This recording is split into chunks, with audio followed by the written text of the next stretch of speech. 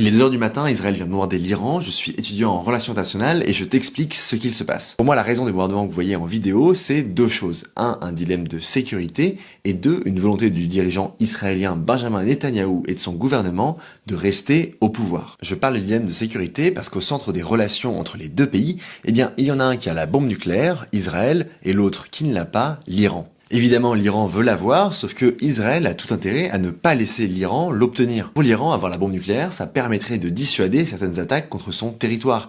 C'est ce qui se passe avec la Corée du Nord, par exemple. Sauf que depuis quelques semaines, le programme nucléaire iranien s'est extrêmement développé. L'Iran vient d'annoncer l'ouverture d'un nouveau site d'enrichissement d'uranium, alors que les États-Unis devaient avoir des négociations diplomatiques avec les Iraniens ce dimanche. En gros, ils essayaient d'avoir un accord, on vous enlève des sanctions, mais vous arrêtez votre programme. Sauf qu'il semblerait qu'Israël n'a pas souhaité attendre la diplomatie et a pris des devants militaire. Et le problème, c'est que ça déclenche une escalade entre les deux pays. Pour moi, le deuxième aspect, au-delà du côté très international, c'est le côté plus national de Benjamin Netanyahou et de son gouvernement. Parce que pour rappel, le Premier ministre israélien est sous le coup de plusieurs procédures judiciaires qu'il repousse à peu près indéfiniment du fait de la guerre en Palestine.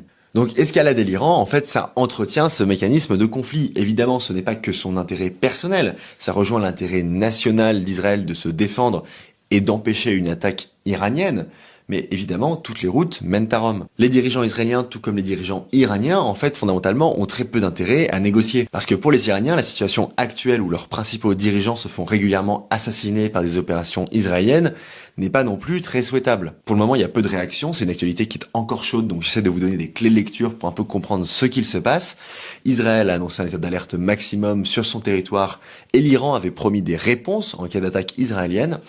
Donc on verra dans les prochains jours ce qu'il se passe. En tout cas, n'hésitez pas à vous abonner et à poser des questions dans les commentaires pour que je vous tienne au courant.